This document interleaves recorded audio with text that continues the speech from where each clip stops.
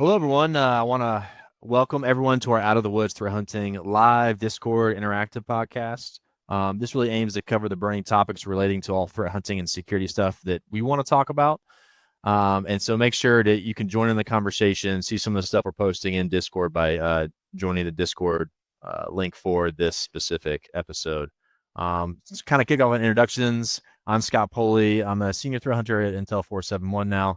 But I've got 15 or more years doing cybersecurity, everything. Love talking cybersecurity, love getting into it, love solving problems. I'm Tom Costura. In a similar fashion, I've been in cybersecurity for over a decade now.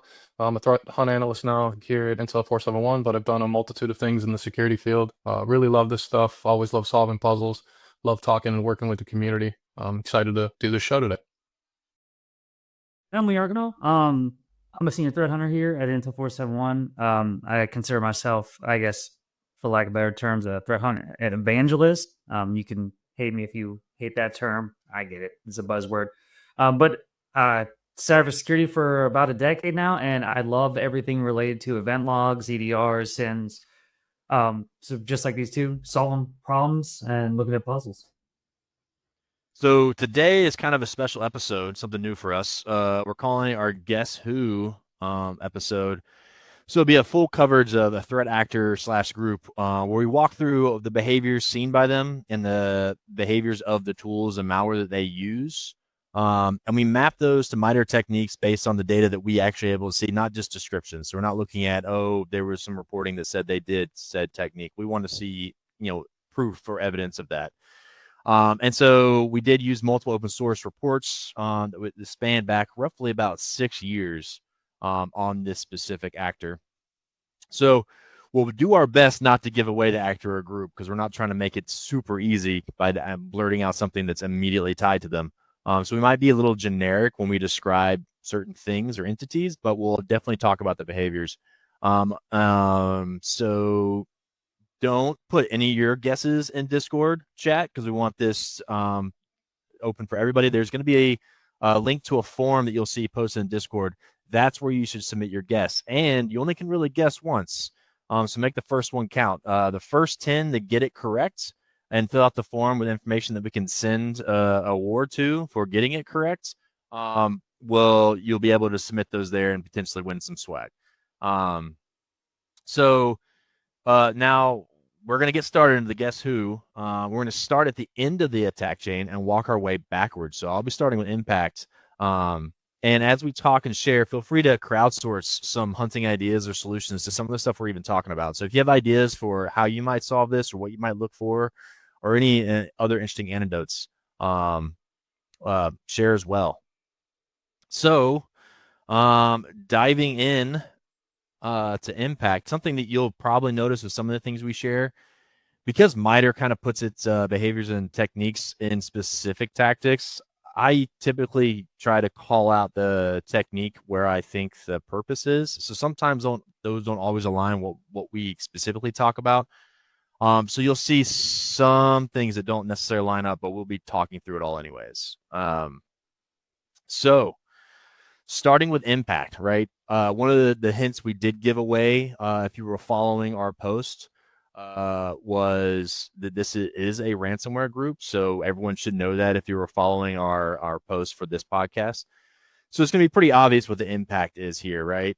So one of the things that this group is originally done was really just more about disk wipe type behavior. So the T1561002, they used a malware specifically to basically destroy the structure of the disk, right? So that's something we've seen, something I'm sure if you even research that, you'll find the common tool that's typically used for this. Not the only group that uses it. One of the other things they obviously do that you see a lot of ransomware groups even doing is stopping services, right? The T1489. In this case, they actually, one of the things you'll see is a pattern in a lot of the command calls is the CMD exe. Doing a command /C and then passing something on. There's a lot of that in a lot of the behaviors that you'll see today. But they use netstop, right? Netstop is something they're able to use to actually kill services. And they also use task kill with arguments of the image name and then forcing it with a /f. So I'll share those here in the chat once I pass everything off. And then the last thing they do, which is really common against all the groups, right? So we're starting with the easy things that don't make it easy for you to guess, is they inhibit system recovery. That's the whole goal, right, of ransomware. So they use VSS admin, which people are probably familiar with if they've been following ransomware at all. So this technique is T1490. They basically use VSS admin to delete shadows. They delete all the shadow copies quietly. But one of the other things they also seen doing, and other groups do this as well, is they actually resize the shadow storage with VSS admin. And by doing so, that's shrinking something down to a point where there's no practical amount of information saved there. So it's like a way of deleting it without actually deleting it with potentially detections of things maybe looking for. So you're overall basically changing the max size. And the last way that we've seen them actually delete is using WMI. So they're actually calling WMIC .exe shadow copy, and then they have where and they actually specify the ID of the shadow copy they want to delete. So using for WMIC shadow copy delete, like looking for that kind of combination of things from command lines, it's good to identify this type of behavior. And the reason why I start with impact is a lot of times if you're seeing this behavior, you're so far late in the attack chain, you might not get too much benefit other than the discovering impact within your environment for maybe systems that you don't interact with directly. So you might not know they were hit with this. So I will pass it along. It looks like to Tom, who's going to jump into exfiltration stuff. Yeah, so I'm going to hit exfiltration. We have a one hop here and then dive into command and control and kind of keep working backwards through the chain. So starting with exfiltration, we really have kind of one call out here. So we're talking about this specific group, exfiltration over alternative protocols. So over an unencrypted C2 protocol. So this is MITRE ATT&CK T1048.003. And we're gonna talk about a little bit of variant tools and things used by this group, but definitely not going to give the name. We're gonna kind of bury the clues a little bit, let everybody kind of decipher this. So I'm gonna dub this tool used, or this function used, as broken virtue.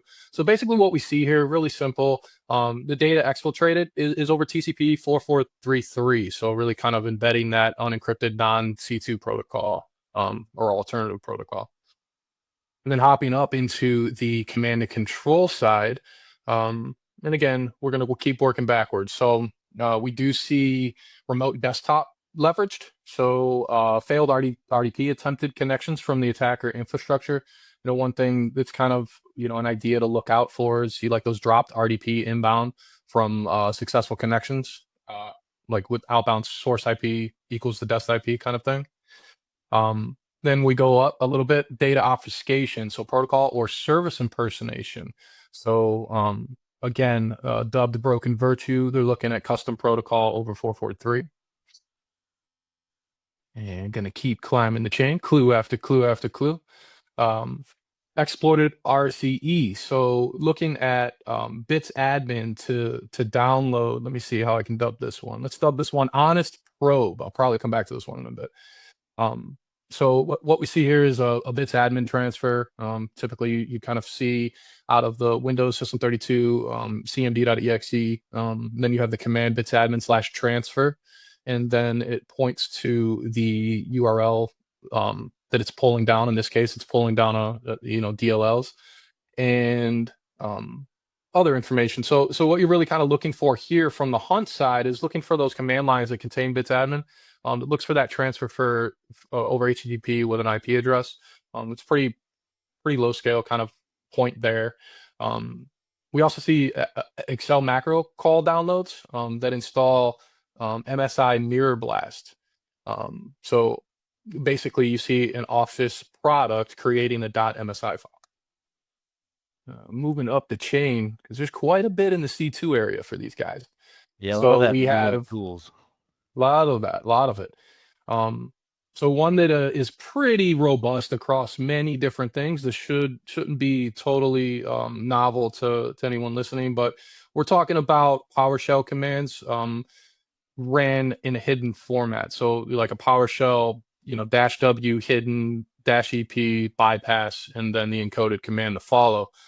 This is common. We talk about it all the time on the podcast. It's stuff that we see constantly. It's still super effective and Yeah. always works. Moving up a little bit. So we have a PE file saved to Windows System 32, and basically what we're looking at is the file write. So a system dir for System 32 or syswow64 with a JSON file in the end of that. So that's a good identifier of how you might be able to find that activity. Climb in the ladder. So back to PowerShell. So PowerShell script file create for scheduled tasks.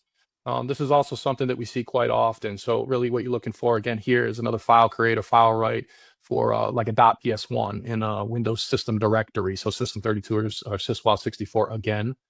You're going to hear this a lot. So just keep taking notes. PowerShell, PowerShell, PowerShell. So also you see the PowerShell download. So what we typically see here is an invoked web request call, or IWR for alias. And it usually goes direct to an IP call. So when you're looking for that, an IWR command followed by an IP address inside of that command, it's a good identifier for this. Something to note on that I always find interesting is when attackers actually are storing commands in variables. And we mentioned, like, I always mention the single file named, or single character name files is like a big indicator. I always find it interesting. You always see the single character variables that are storing these commands. This is something about single character everything that always stands out to me. That's a great point. It's a great point. And this group is not shy of using single character files. All right. So, and inside of this, all the ones I just recently referenced were primarily suited under the MITRE section 4 ingress tool transfer. So T1105, just for note. We also get a nice little flavoring of Cobalt Strike usage here too. Again, not totally novel to groups, but it does play for these guys. And then moving up to kind of the beginning stage or one of the lower tactic areas for command and control, we're talking about the application layer protocol, web protocol, so T1071.001. So here you're seeing that honest probe leveraged. We're looking at usage for HTTPS and HTTP. Pretty typical, but definitely worth noting for clues. I think Scott or Lee. I think I'm passing it off to. Yeah, I think I'm gonna pick up. So we covered some of the impact, exfiltration, and command and control. So something I'm hoping that people will realize, like, those sections kind of cover pretty quickly, and there's kind of a reason for that, especially when you're looking at identifying threats, especially in threat hunting. You'll see where things really start to balloon within the technique, right? And to me, it's almost like that becomes like the sweet spot for where you can identify and potentially threat hunt for this type of adversary. But also, the unique thing is a lot of adversaries, cross over into those like meteor tactics. So it's just a good place to spend a lot of time in developing threat hunts and detections, anyways. Just because, one, it's far enough away from impact, and also it's more tried and true shared techniques for you to identify there's something that you need to be looking into on your network. So they go into the collection piece, right? So, Can I say something real quick, Colin? Yes, and I mean, if you think about it, if you think about how many behaviors and techniques are going to be used towards the to the end versus the beginning, it's true. if you think about the process, at the beginning they're like gathering all the materials that they need, the information, they're gathering the privileges. So once they're past a certain point, they don't need to do much because they have Right. everything they need, and now they're just like walking through. So trying to detect earlier on is 100% more ideal than looking for, hey, ransomware note was just triggered and showed up on someone's computer, right? I think it's worth Yeah. noting too the overlap with some of the tried and true measures. I think we're going to talk through them as we continue to go more and more and more. You're going to see those through a lot of the phases. It's worth noting when you're hunting for these kinds of groups that those tried and true things, there is so much overlap for some of the basics. That's why you'll hear us echo them over time, not just in this show, but in all the other shows. So things we've mentioned so far: single file character or single character files, the use of PowerShell hidden commands, encoded commands, things like that. These are tried and true methods that you're going to hear that really are great points to Lee's point to be able to identify these things well before you catch that ransom note, right? Mm-hmm. Yeah. So I'm gonna throw in a little snippet of the MITRE for collection. Obviously, collection is kind of one of those things where there's not much even in the collection tactic, right, as far as techniques go, but there's a lot of things you could do to facilitate those techniques. And that's something else, like we probably didn't call it out early enough. But sometimes as we're walking through some of these techniques, you'll see that there's multiple ways the same techniques being leveraged. And this is kind of why I usually have that problem with, oh, well, if you just look for this technique, like, well, I need to know how, because everybody might have their own way of performing that action. Yeah, because the technique could look the same, but it's more of the intent that's behind it. Like, what were they trying to do with this technique? Yeah, like the leveraging of it. So um, there's really two main, like you can see in the collection. This is really data staging, right, for the collection. So it's local data staging in this aspect. So a lot of the data that they've done with the discovery stuff that they did with either collecting additional information to help them with future targeting or attacks, or even information they want to pull out. They leverage the directory, the program data directory on the C drive. Pretty easy place to write to. And what's interesting here is they've created .txt files, CSVs, so they didn't really hide extensions very much. But they did create a .tmp file, just like a temp file. It's not really a valid executable, I would say, but I guess um, uh, executables are things identified as temp, or we identify that as temp. But those are actually in the Windows temp directory. So they use both directories there. One of the things, single character files, right? So I talked about the single character variables and some of the execution stuff. One of the other characteristics, it's just that laziness of a lot of adversaries is if they're just trying to move data temporarily and then use it or extract it, they just commonly name things single characters. So just knowing the file rights with single characters is just a really great pattern to look for. Um, and then one of the reasons it's interesting that they're going to the program data is it's kind of based on if you ever look at attacks, program data like the environment variables that are commonly used within some of the code that attackers use. They usually use like the percent sign, which anything encapsulated in the percent signs is an environment variable. They either use the variable program data or they use the all users profile environment variable, which both now in modern Windows operating systems points to program data. So even archaic attacks kind of point to the same location now. So program data has become more of a place to look for some of these things. So that's with the local data staging. Um, and they even, for some remote data staging, they did some remote calls and actually moved data that they profiled remotely onto the system locally. Same way, same types of files, same types of directories. But they also had a custom malware that I hadn't seen before.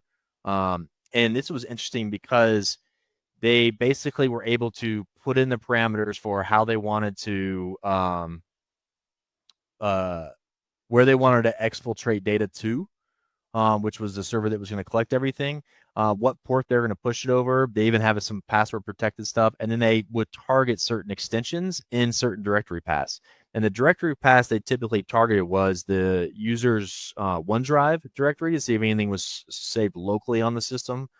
That way, their Outlook directory, which obviously is targeting email-based things, and then the downloads directory, which were three interesting places that were targeted. The download one I think is kind of weird, but whatever.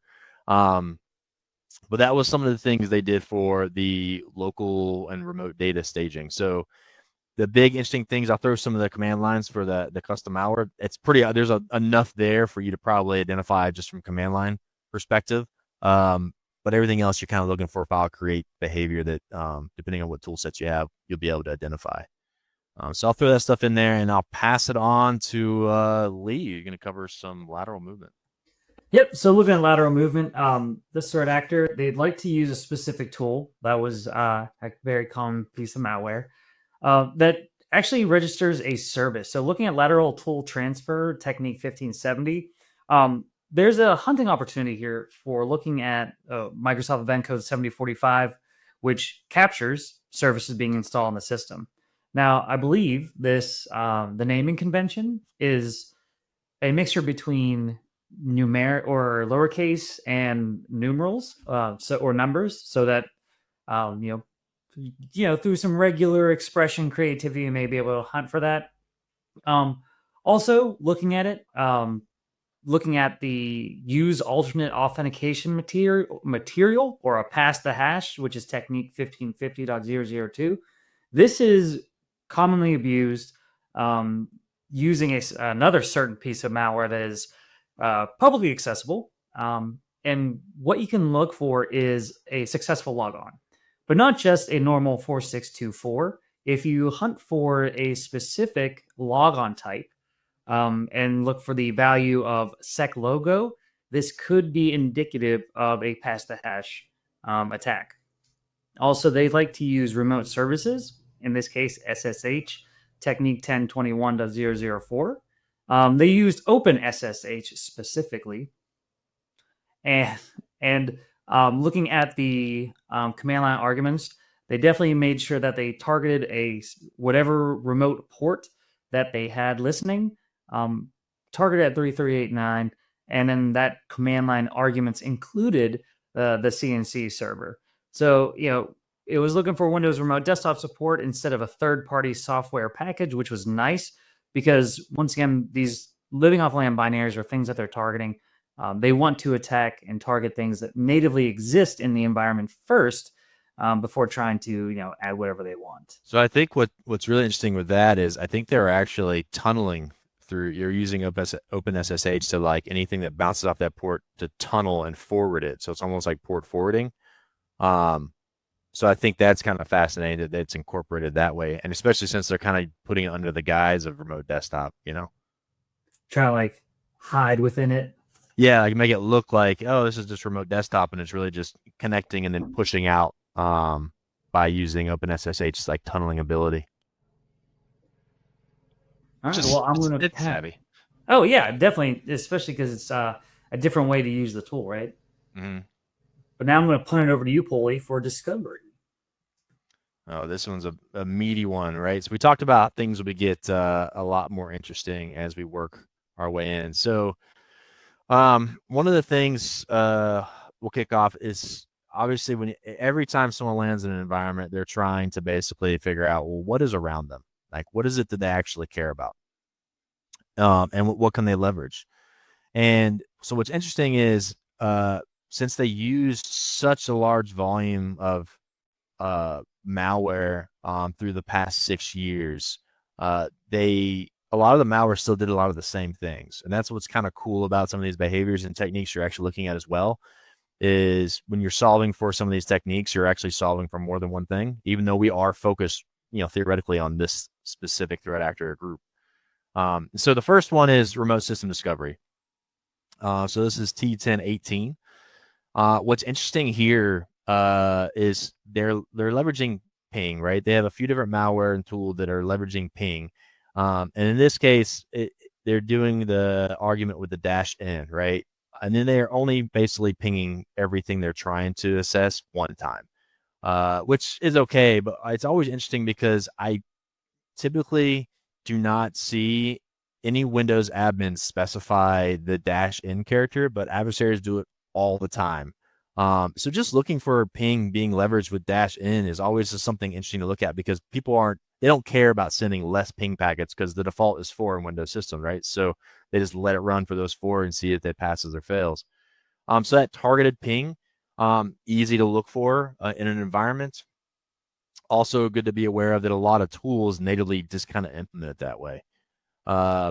So another thing that for remote system discovery is the net commands, right? So there's a lot of net commands being utilized in discovery. So as I kind of mention those net commands as I walk through all this, it's good to also think about time-based kind of threat hunting or aggregation, where you can say, do we see a lot of these happening within this window based on certain counts and thresholds? Another good way to identify some of these things that may blend in with some normal behavior in an environment. So in this case, they're using the net group and focusing on domain controllers. They're trying to get a list of what are the domain controllers within this domain that they landed in. And that's run through one of the malwares they leverage. One of the other things that's interesting is I mentioned the ping with the dash in, right, for the number of accounts.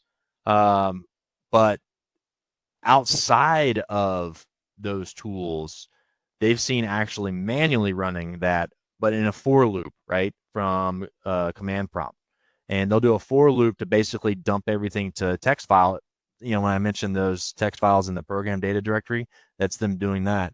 We're doing a single ping to every single host in the environment and then building out that text file to know, well, what's live basically on the network. So, and they also do that for hosts, and then they actually do a for loop to try and target servers based on the list they have to ping against to see what's live for servers.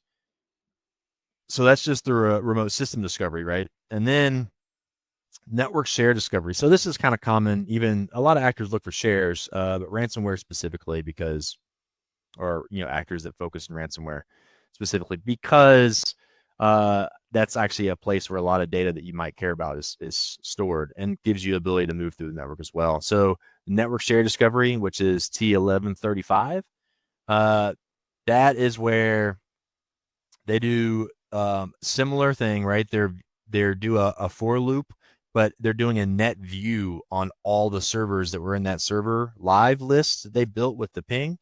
Now they're use a net view on that list. So pulling that same file in to do the net view. And what net view is doing is allowing them to view what shares are actually mapped on those servers. So that's kind of a way to have the host basically, state what shares it has, share that back, and it's able to build a list there. And let's see. They also do a check for if they have admin share available. So this is where they're basically trying to do a directory where they're basically doing a DIR. It's a test of a directory is there, and they're looking at the $. So if an admin share, if you're not familiar with admin share, is if it's available, that's how it's kind of seen in the system. Way back in the day when security wasn't really a thing, the way things were configured, you could actually get to any host by the IP of that host and $, and you would basically jump right there on their hard disk and be able to navigate. So that's just kind of how that is. Nowadays, a lot of that's kind of locked down by default or can be. But in cases where it's exposed, it's a lot of access. And then you look at they queried registry for things. So this is T1012. And what's unique here is they're actually using the registry by looking at the Hive key for users, and then based on their SID under the network path. This is basically showing what mapped shares are saved in the registry. So if a user ever mapped a share, I think it historically is there, but definitely the shares they're using are going to be there as well. So another way for them to get that shared information. So one of the things, like I mentioned, there's 6 years going back, and obviously discovering shares is a thing, and it's something they care about, and they have multiple techniques for that, right? And then one of the things they queried for the registry for is they use WMI to kind of do the same thing. So they did a reg query, right, for the first attempt. And one of the things they can do from WMI is they can actually do remote calls to other hosts as well. So it's a way they can do it locally real quick and then do WMI call to do it remotely. So looking for those things. And then also, one of the things they also queried from the registry, and this isn't an uncommon technique, but they actually exported the SAM Hive and the security Hive from registry. So this is a way where a lot of times actors are going to pull these the SAM and security Hive because they'll have information that they can then later crack and get more credentials for things on the box and so forth. So there's some sensitive stuff in there, especially with credentials. So another thing they obviously are going to be doing in the environment, they've looked for shares, they look for what hosts are there. Now they're looking at process-based stuff. So they did use a few different, or they used a main attack tool for this. But But basically, the attack tool lets them basically call WMI remotely, and then they're doing the process get executable path. So that's just basically going to show all the executables running on that targeted host. So they're looking for maybe potentially security software, but just software in general is going to be populated back. Another thing that they do as well is they just run the task list. And then if you do a task list, but use the argument /s and put it in an IP address of a remote host, you're actually able to run that and collect that remotely. It's going to run locally, but it's going to profile locally or remotely, sorry. So that's a very unique way to use task lists and something to pay attention to, because that's not something a lot of people even run task lists for. But in this case, it is one of the methods they typically use. For software discovery, so we did process discovery. So for software discovery, they use a specific attack tool. And one of the things they were specifically looking for in this case was if Windows Defender was there. So they were actually using command prompt with passing the /c for a command argument and running PowerShell. So every time I always see script tool chaining is like what I like to call it. It's usually indicative of something not good. But then they're running the get-mp computer status, which is basically saying is like Defender running or on the box. So profile basically for Defender. They also, obviously you're going to really care about once they know the environment. Well, who's got what permissions, right? What accounts should we target, attack, or look to potentially compromise? So they're looking for permission groups discovery for the domain groups. So this is T1069.002. In this case, we're really looking at they're using net, right? So net group /domain, net group domain admin /domain. So they're pulling information back to figure out, well, what's in this domain? Who are the domain admins? So a lot of just basic discovery there. But then they also do the permission group discovery for local groups. This is the T1069, but it's .001. And they're actually looking in this case for net local group instead of group, right? For remote desktop users is the group, or administrators. And those are the two groups that come up a lot, especially when they're creating accounts and stuff you might see later. They really do focus on that remote desktop users group and administrators group, which kind of makes sense because on the local box, that's kind of what you want to have so you can remotely get to the box and connect to it for persistence perspective, and then also have the correct rights. They do use a common tool for system information discovery, but they use this for more than just this, but they use this tool at 80find. It's a very common tool now I see a lot of groups use. But it's a simple way to basically run these queries against the domain to look for computers and operating systems, or you can look for groups, you can look for users, you can do anything you want to really query an AD, Active Directory, with this tool. And so a lot of groups use this tool. One of the big key things that I typically look for this tool usage is if you see command line arguments with the -f object category and then some sort of category name that they may care about or you're worried about. In this case, they're using computer. Good pattern to easily identify the use of some of this activity. Like I said, we're talking discovery here. This is a big chunk. There's still more to go through. So great place to be digging in. So hopefully, as I'm working through some of this, maybe some of you guys have made some guesses. But if you haven't, I'm really curious to see if anyone gets it. So with account discovery, domain accounts, T1087.002, malware specifically was used to call the net user command. And one of the things to pay attention to, which I didn't mention before with the net commands, is when you see net commands being leveraged, sometimes you see net one. They kind of use in tandem, and they kind of call each, I'm going to say call each other, but one calls the other. And the net one is really just a way to make sure that if there's any legacy-based things being run, it's still compatible. So if you see that behavior, it's not unusual. It's just kind of built in that way. So they use the net user to look for specific users in a domain, which is interesting. And then they used 80find as well for account discovery, but for email count. So when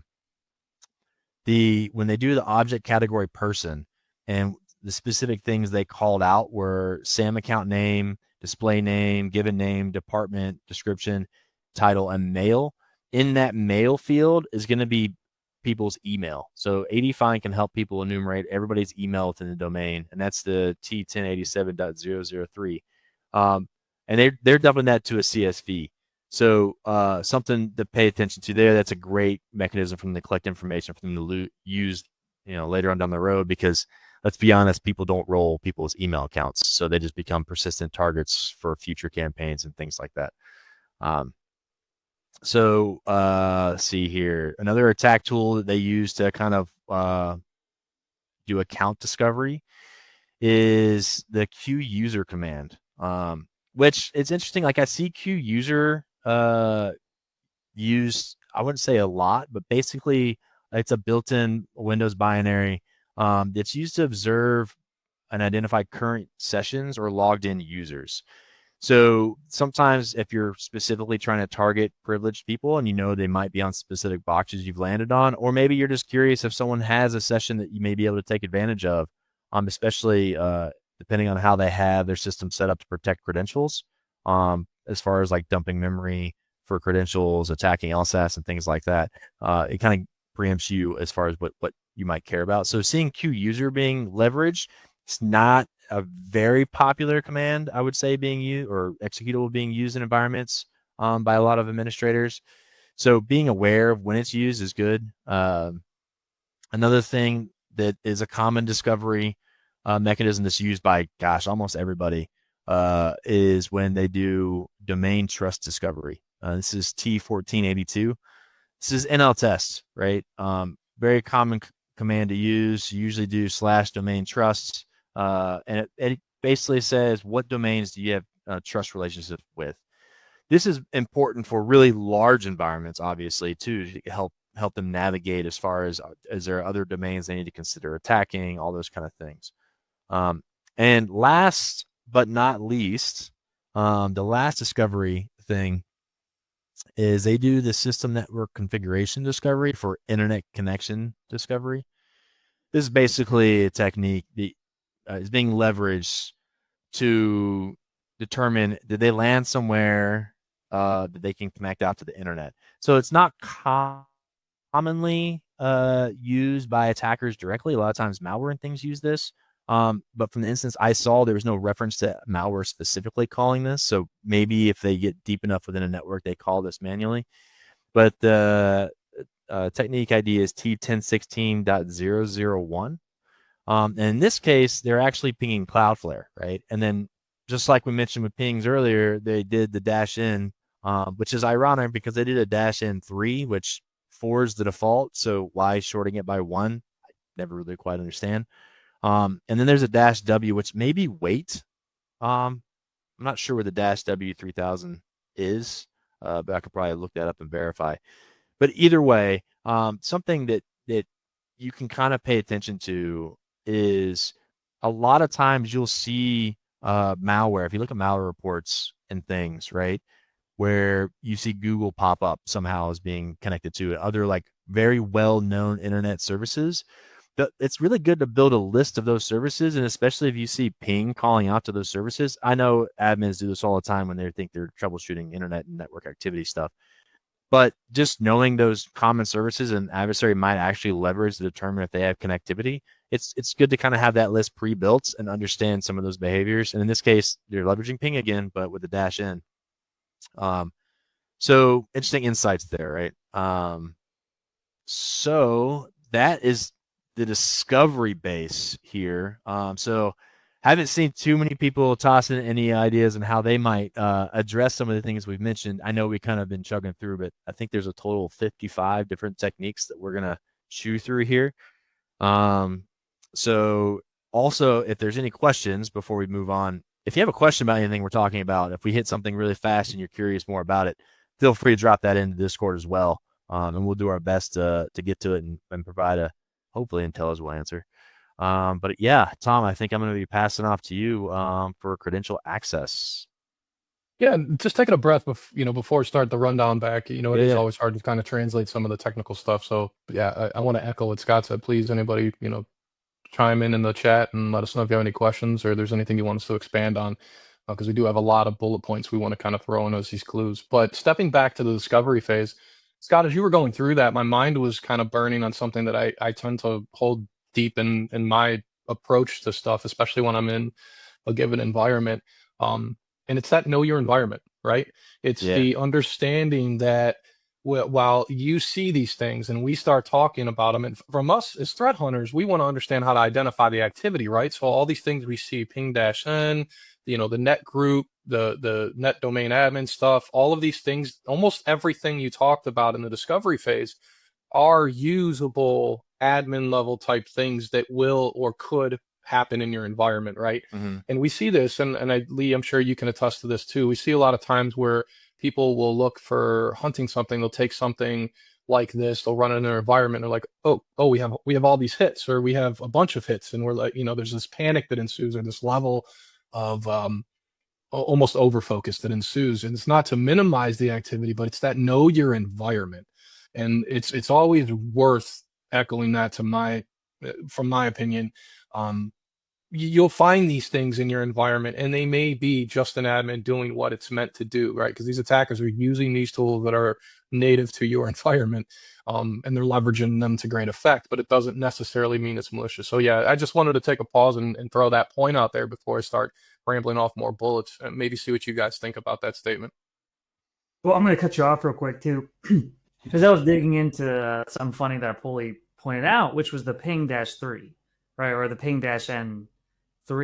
So not only did this instance did they reduce the default by 1 ping, but they also that -w is for the ping to wait for a reply. By default, that is 4 seconds, or roughly 4,000 milliseconds.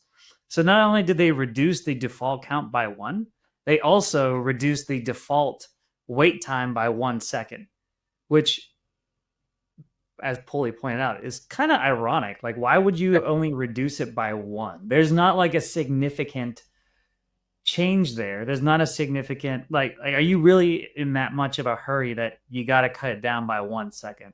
I don't know. But to speak on Kastura's point as well, knowing your environment, threat hunting will help you learn your environment. Tribal knowledge is one of the biggest hurdles that any organization could get, or that any organization really faces, because you have these, like what we used to call the graybeards, who are your admins of ages past that know everything in the environment because they've been around for long enough. But what happens when you bring someone new in that, that's trying to investigate these things, and they say, hey, what's that? And then the response is, oh, that's normal. Well, why is it normal? How do you know this? Are you letting the data tell you? Are you letting hypotheses tell you? Or are you trusting the graybeards? Which always trust the graybeards. But trust but verify, right? Trust but verify. Yes. Trust but verify.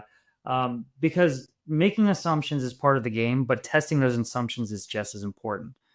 So let the data tell you what's wrong. I think I always like to think it as like the hunter mindset. Ask yourself the questions like, has this happened before? Is this a common behavior in our environment? And just those two questions will really just start the gears running. Because if you only see it once in a data set of thousands of events, you're probably onto something versus something you see time and time again. So I like the when you talk about like the weird activity, like that's how in some cases I think it makes it very easy to fingerprint actors or malwares, right? When they do some really weird nuanced thing, and then especially when you see that weirdly weird nuanced thing again, and depending on some of the additional context, you can sit there and say, well, this looks like the same group, or somebody from that group participating in this group, or there's some connection there, because sometimes there's just really weird things. Sometimes code reuse, depends on where things are picked up at, but those things stand out to me in that regard as well. It's like you kind of aren't blending in very well if you're doing those weird calls or arguments. And ironically, because we are speaking on ransomware, they're the ones that stir the pot, right? They're the ones that mess that all up, because their communication is sometimes better than our organization's communication because they know what works. So they want to make that money. So they share techniques and tactics, um, which always makes it a little harder to, play the game of attribution. Mm-hmm.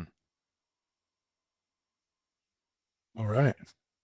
Well, I will kick it off in the next set of technical bullet points here. So we're gonna jump into credential access. So first thing out of the gate, we're talking OS credential dumping. So security account manager tactic T1003.002.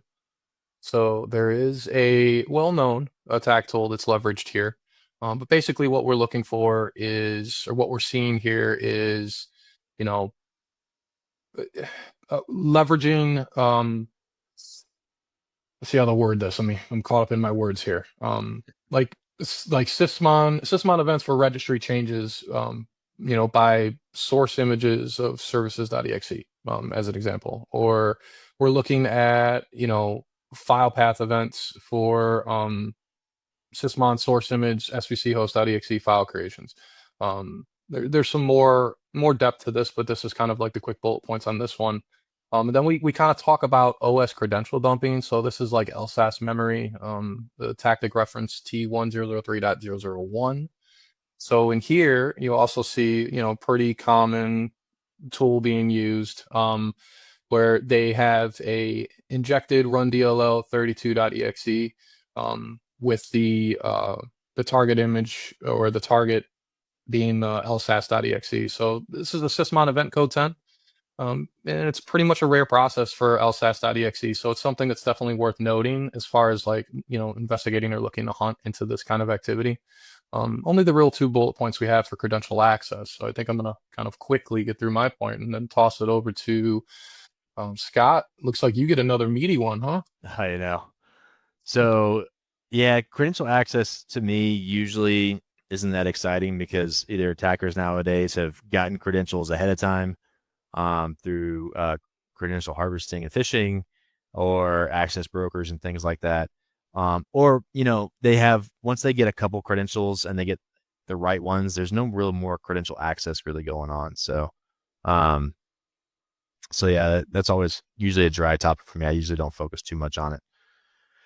But yeah, defense evasion. So I think, if I recall, this section is the biggest section, and I think rightfully so. I mean, you look at all the different defense tools that we have, and they get deployed in different environments.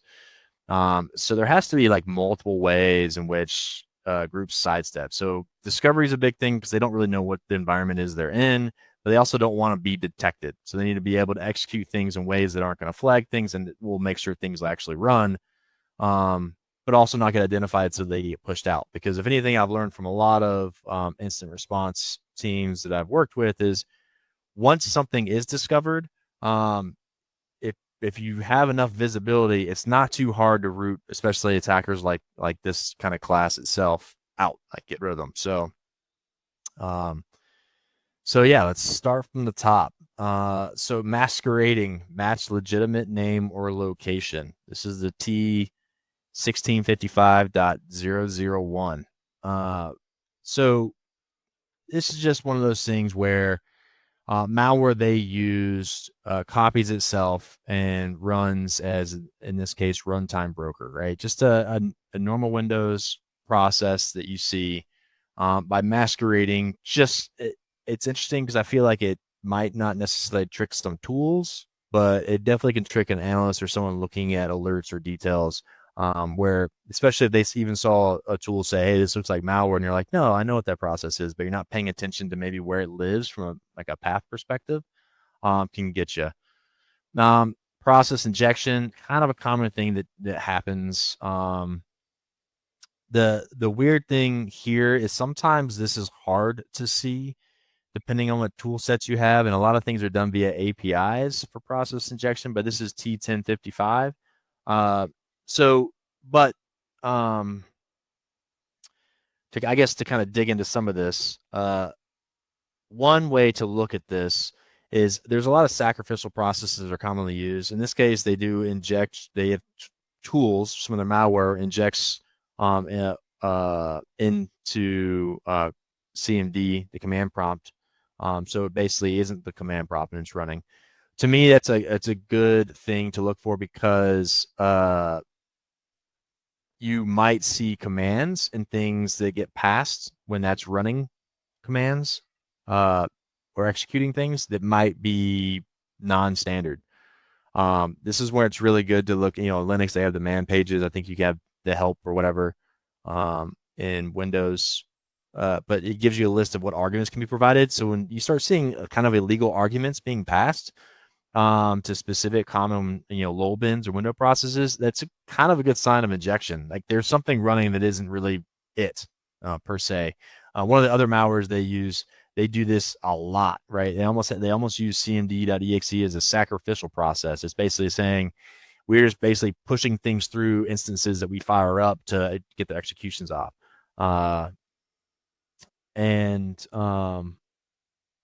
Yeah. So the other thing too is there's some one of the things they do to kind of process inject is they load DLLs. Interesting thing here, like I said, it might be kind of hard to see how this is being loaded the way they were doing it or where the malware is doing it they're using. But they're still using a single character named DLL, c.dll, right? So once again, just paying attention to how people act sometimes help you get ahead of, hey, this is a weird thing to see.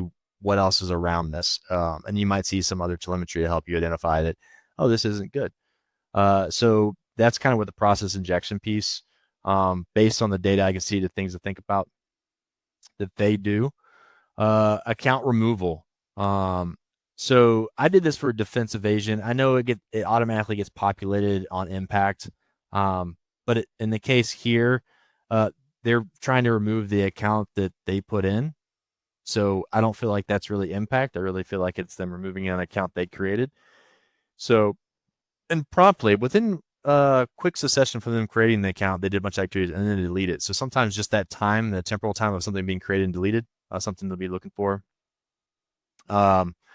So I put that under defense evasion instead of impact, even though MITRE didn't like that.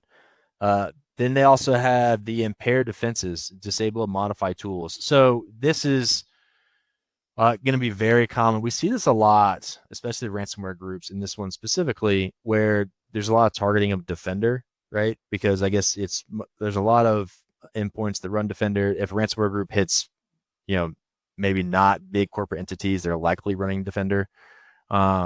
So they use a few different methods. One they call the mpcmd run.exe with the argument -disable service. So that basically is the executable for like managing it, I think.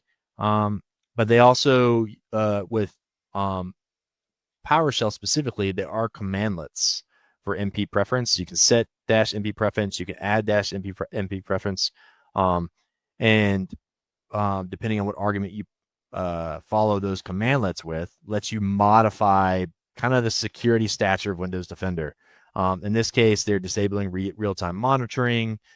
Very common thing that a lot of groups use is just adding an exclusion path, but in this case, they do an exclusion extension, which I found kind of interesting. So I've seen where people just exclude the whole C drive. So basically say just neutering Defender out of the gate.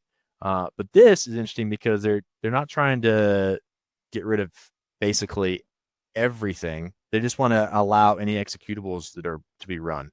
So basically, no executables will be scanned by Defender. So that's like something a little nuanced with this group that I've seen. And then they at some point in the past 6 years or so, if they weren't trying to just straight up disable Defender, they tried to actually forcefully uninstall it. So there are two different program file directories, but it's usually in the directory of Microsoft Security Client setup. So I don't know if it's any setup file, but specifically this one, if you follow with the argument // X and /S, the X is really the uninstall argument, and then the S is more silent, right? So the concept there is that they're just basically trying to forcibly uninstall if they can. The catch here is I think all of them you probably have to have the right rights to be able to run things, but you definitely would have to have privileged rights to uninstall. Now, We're still kind of impairing defenses with this next technique, but in this case, I did put it under modifying registry because they're doing it in that capacity.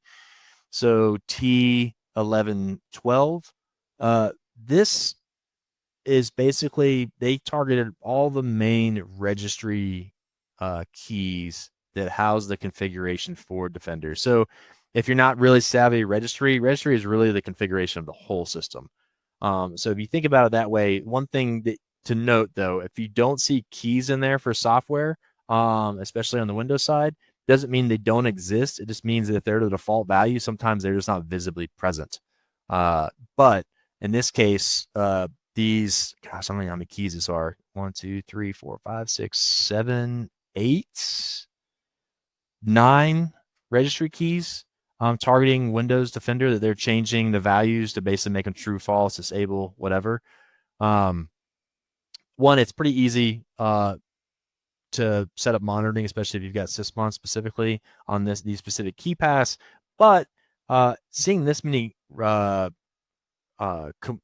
command prompt calling reg, which is the reg.exe, which lets you modify, read, do whatever with registry, and a bunch of adds, already within a time window span, that aggregation can spell out that there's a big change happening. If it's not from an install, it's really weird.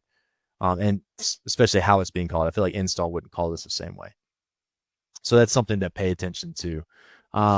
Obfuscated files or information, using encrypted or encoded files. I mean, everybody is kind of using encoding these days, and in some cases, encryption is still being leveraged. A lot of times, I see the encryption on the network traffic, not so much locally. But in this case, there is some of that. So this is T1027.013. So encoded PowerShell command. It's good to be paying attention to this because a lot of groups use it as well. But this group definitely uses it. And there's many ways for people to kind of shorten the encoded command. They can do like a -E, -ENC. This group, in this case, from this reporting, was using the -ENC for a PowerShell, encoded command.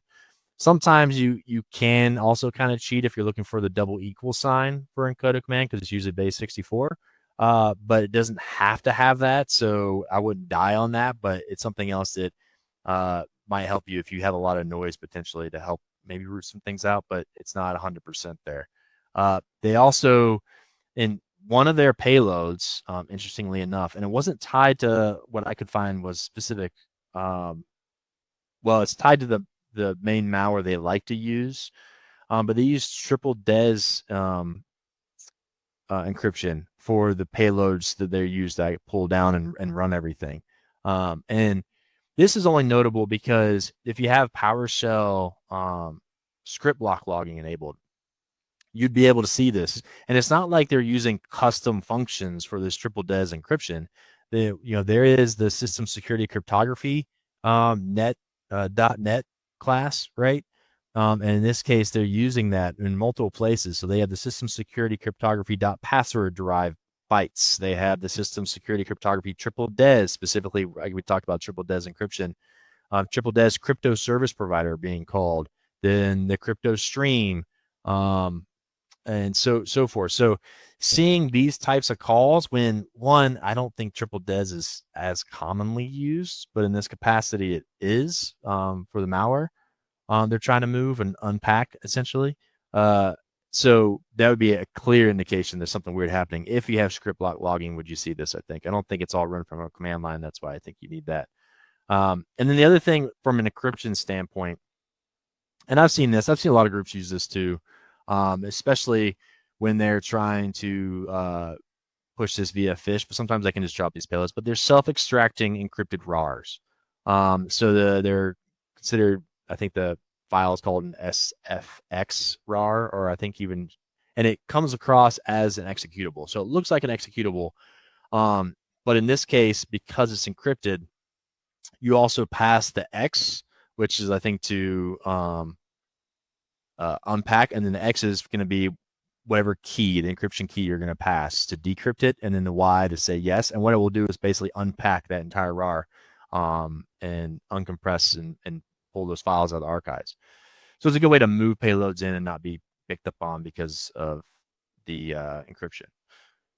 So there's a lot of binary proxy execution. So we'll talk through a couple of those. So this is where you're kind of taking advantage of some of Windows tooling, almost like Lulbin type stuff, right?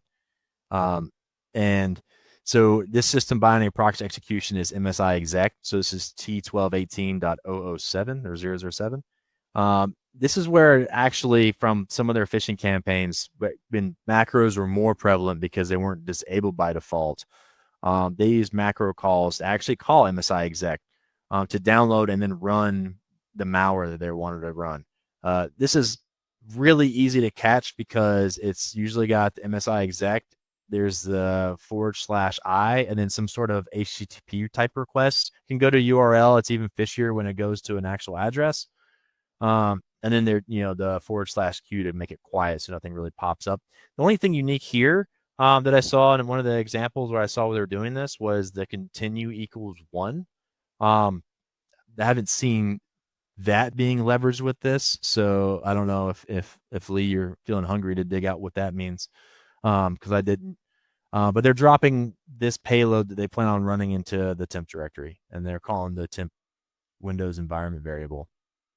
And then one of the other system binary proxy executions is run DLL32. Adversaries use this a lot too. This is T1218.001.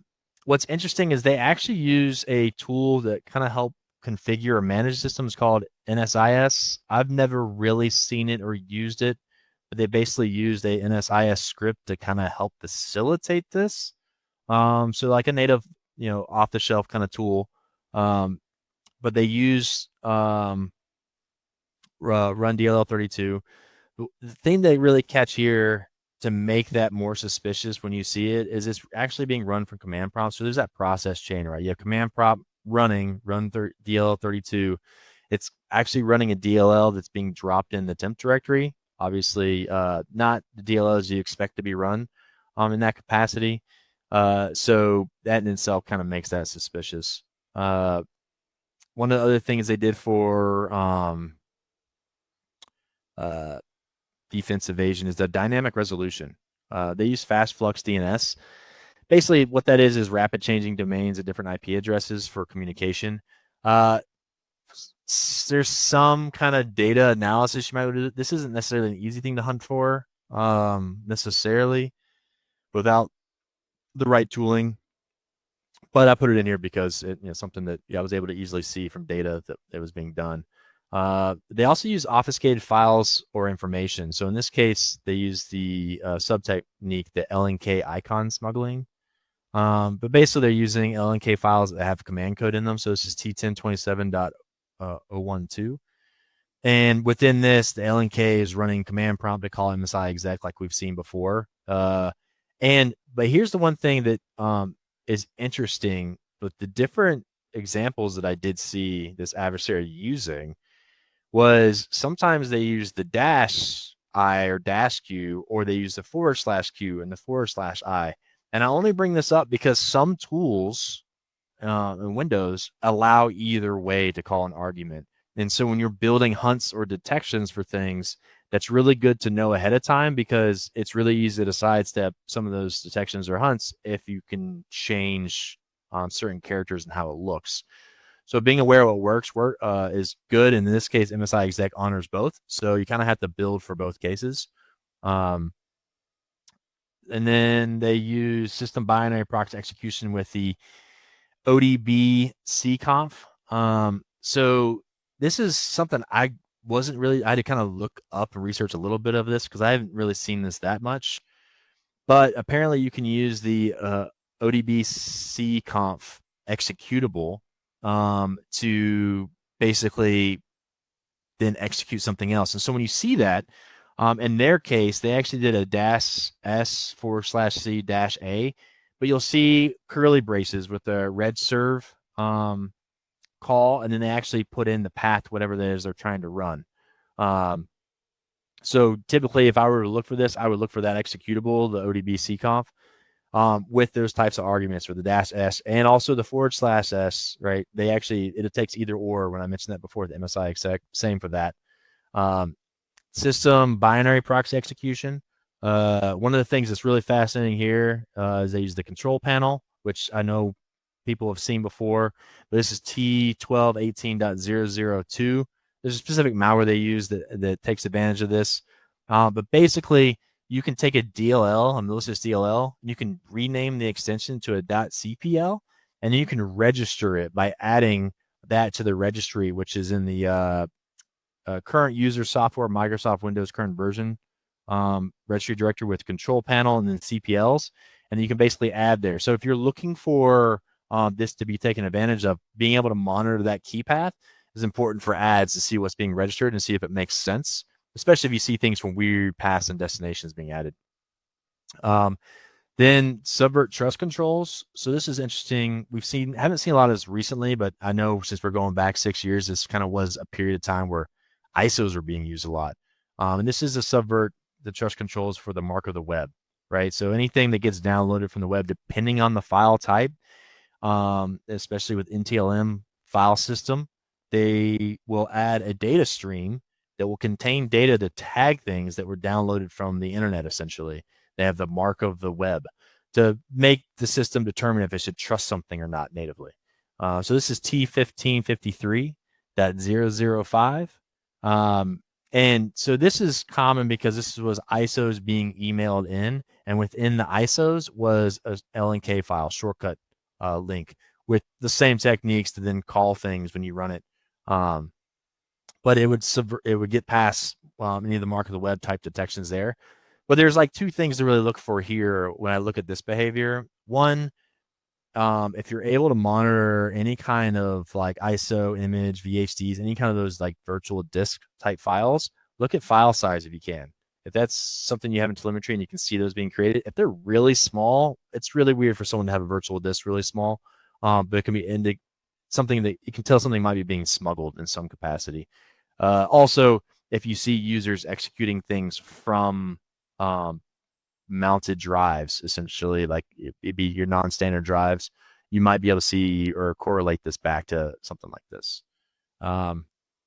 Two more. Like I said, this is a meaty section. When you talk about discovery, you talk about defense evasion, really big topics to really cover down on. Hopefully, someone is drilling in on maybe some things that we've mentioned that help them narrow in on who this might be before we do a reveal. The last two here in defense evasion, masquerading, break process trees. This was just interesting because there was a Linux variant of some of their software, right? This is T1036.009. And it's just the break up the process tree in Linux, you can call fork, right? And in this case, fork's being called and the parent process is exiting out. It was a nuanced thing. I hate that I had to mention it in this part because I feel like once you get to this part, if it is ransomware, you're kind of late to the game. I don't know if you can really get ahead of it, but it is kind of a indication that weird things are happening. Knowing about this technique might be important because if people use this in other capacities, good to know. And then the most, obvious one that people are aware of when it comes to defense evasion, and that's indicator removal, clear Windows event logs, right? T1070.001. There's many ways to try to run this to clear. They use the most obvious way, and that is by calling web-util exe with the argument CL, just spaces says clear. So yeah, I don't know if anything I said stood out to you guys as I was walking through that. But yeah, that was a lot to bite off there. Also at the Windows event log clearing, there's also another parameter that's less commonly used that we didn't see observed by this threat actor. But instead of the CL, if you use SL, that's the log. So you could mess with the characteristics there. So if you wanted to disable logging after or instead of clearing the logs, looking for that SL parameter is worth it as well. Right. Yeah. Like I said, there's really interesting ways in how people have leveraged that because it's very commonly used. And obviously they're trying to subvert some like the pre-built detections on that. Guys, check my knowledge here, but when you leverage the SL1, doesn't it allow you to shrink the size of the log file as well, so you can kind of manipulate it without destroying it, which might go unseen, and you can have that log roll over faster, so the evidence trails off faster. Yeah, Is that correct, right? I don't know if the SL specifically it sets the limit, right? So I think you're right. But yeah, you can set limit to 0 or set limit to small so it rolls. It's a way where because um it's a different log, right? And one thing that's, people are able to pay attention to with the Windows clearing is if you clear the log, it creates a log, right? That says, the log was cleared. Like 1100 or something. Yeah, but like Auto log cleared. changing the parameters, it might change, like it might give you like an audit policy update or something like that, but it's not going to give you that clear event log that a lot of people track. So that's just a savvy way of doing it. I didn't see any evidence of this group doing it in a savvy way. But yeah, it's a good thing to note when you're looking at trying to create logic or detections hunts for Windows logs being cleared. It's kind of nice to group them all together so you kind of have that covered, because there's definitely more ways to attack that. All right, so I think I'm next with privilege escalation. Fire away. Yeah, looks like that's the case. Or did I take your thunder, Costera? Did I remove your name? Oh no! Oh no! You know what? I've been ready for a Lee Arkanal go for just a little bit. Let's bring the pain, man. Bring the pain. You're gonna get 2 in a row because I got privilege escalation and my favorite, persistence. So this threat actor group, they also created accounts. So looking at subtechnique 1136.001, so create account, local accounts. The adversary not only created an account, but they also added this account to the administrators group and the remote desktop users group. And I think Polly mentioned this previously, but now that we're here, we can actually see what artifacts that we're looking for. Now, whenever you do, and the way the adversary did it, they used the net user and the net local group command. So, that nice list that I shared with you for looking at what's usable with the net command. Here's a good example of 2. So they use net user, and what artifacts you can find there is, first of all, if the account is successfully created, you can see an event code 4720.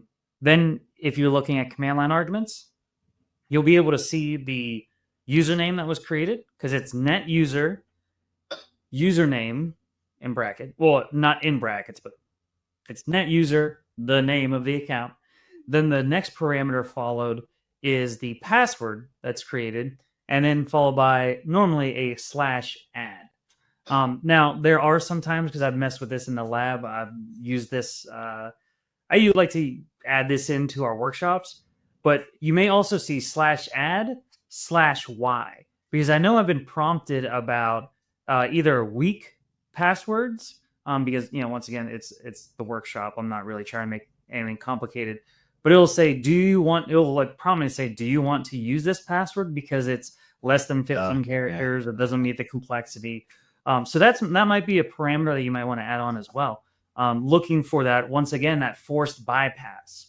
But then once again, administrator group and remote desktop user group, because they're using that for privilege escalation.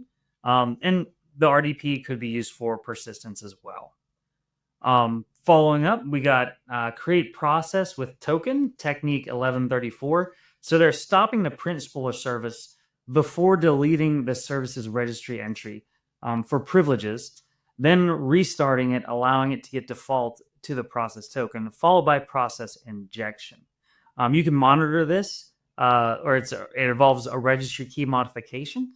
So you can monitor this through either Windows event code 4657 or sysmon event code 13. And then we have abuse elevation control mechanism to bypass user account control, or UAC bypass, which is one of my favorite topics because there's a ton of different ways to do this. In this case, we're looking at fodhelper.exe, which is a living off the land binary. You can look for the registry key being modified, which helps. Once again, if you have it configured. But Also, looking at FOD helper being a parent process is a pretty interesting thing, since it's not really commonly used to execute processes and create children itself.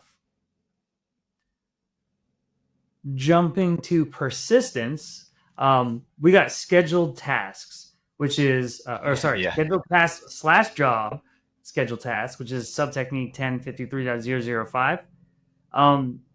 They were so they established persistence on all the infected hosts they pivoted to in the network. Now, the scheduled tasks were configured to load a certain malware using PowerShell. With the task created initially to run a certain, so they created persistence using the naming convention, which was a single character. Going back to single character everything, it was just a slash and then a character, which once again goes to show, not the laziness, but probably the easy use if you're going through quickly. And if you think about if they are doing this through command line versus automation, it's just so much easier to hit A key, but it actually deletes itself later on. So it actually leaves two artifacts. Not only do you have the event code to find the process or the scheduled task being registered, but you can also find the scheduled task deleted event code as well, which I believe event code 4698 is create, and 4699 or in Windows native logging is the scheduled task was created or deleted. Sorry.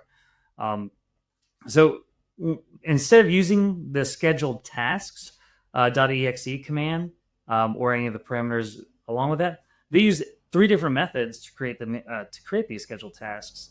They imported the task schedule.dll or tskschd.dll. So they injected that into the process, which gave it the capability to create these scheduled tasks. And then once they were able to do that, they can run at system level privileges. Then they used obfuscated PowerShell, where once again doing the COM object, so the schedule.service COM object was used. And then finally the PowerShell commandlet. Now, the thing to mention with PowerShell commandlets is that if they're not nested in a command line argument, if they're used natively with PowerShell, for example, if you open up PowerShell and say get item or start process, those aren't caught in Sysmon event code 1 or Windows event code 4688. Those belong or will only be captured in PowerShell script block logging. Now, event code 4104 is very useful with that because it will show you the commandlet that was used and the rest of the command. If it's all PowerShell commandlets, you'll see the whole script that goes. Say there was a PowerShell script or a .ps1 file executed, you can see the whole script. So PowerShell script block logging, as always, is very, very, very helpful and powerful when it comes to that type of activity. Now, I know we've been mentioning registry keys, and I know we've mentioned a couple throughout this process. And we also mentioned that you have to configure it, you have to look at that. But if you are using Sysmon, if you're using even Windows native, you have to have those registry keys either called out in the include section of your Sysmon config file, or with Windows native logging, you have to go to the registry key itself in regedit, right-click it, add properties, and then allow it to be audited.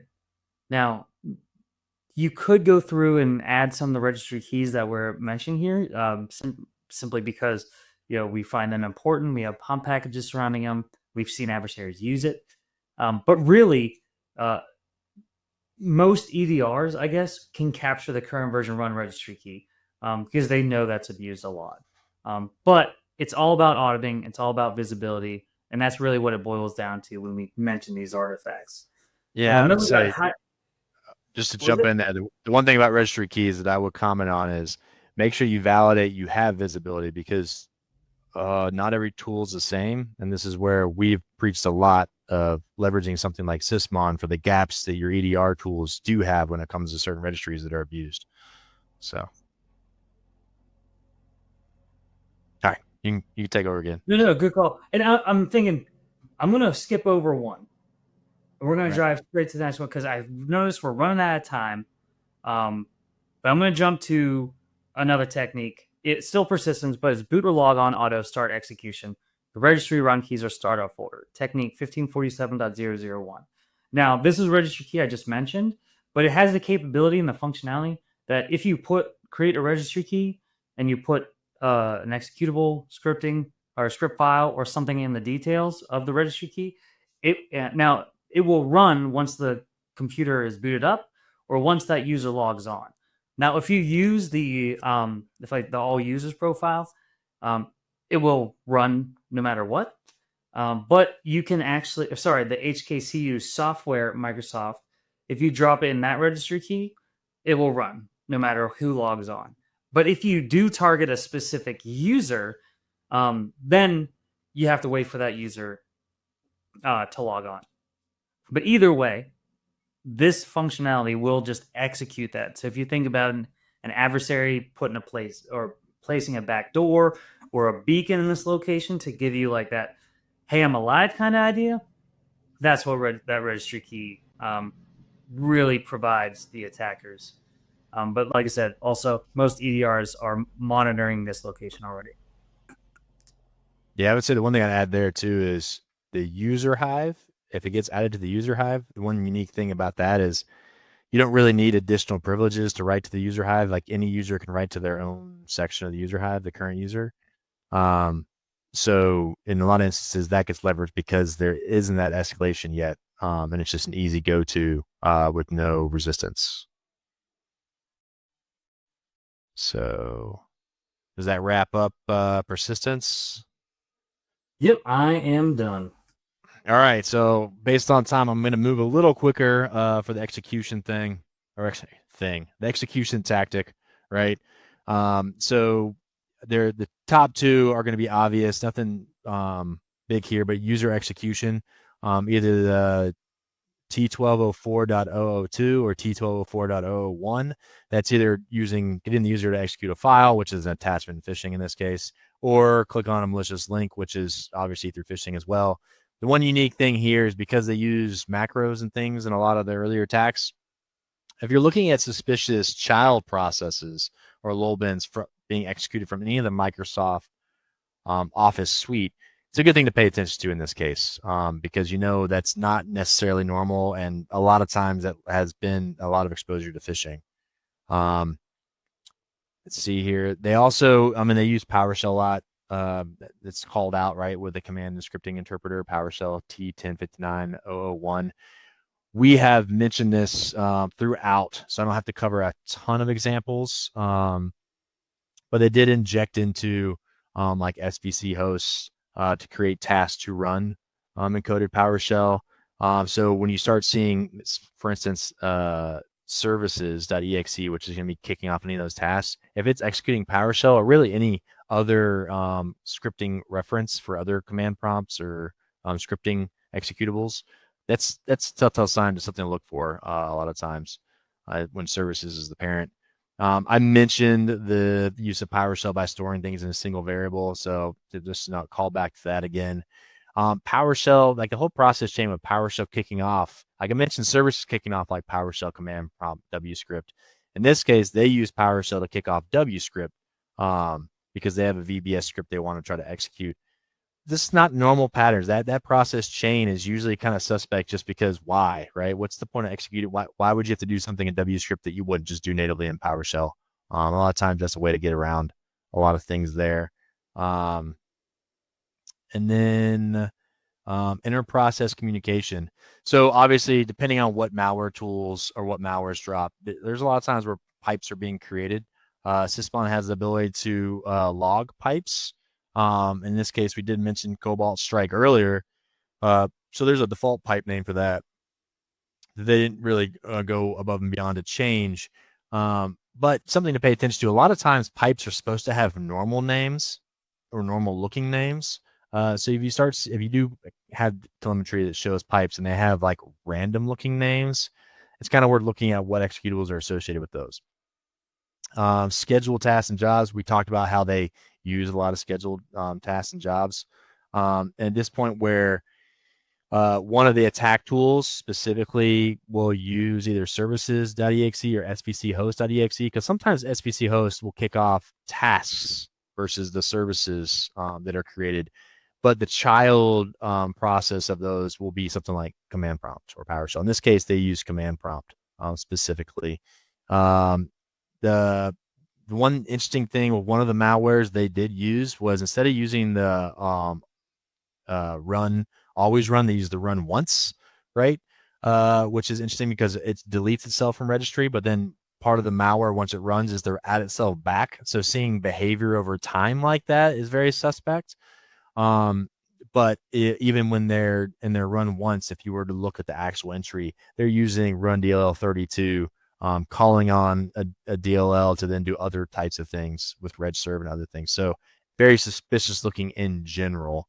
And they're actually, the file they're calling on with a lot of those executions is in the app data local temp directory, which also isn't normal.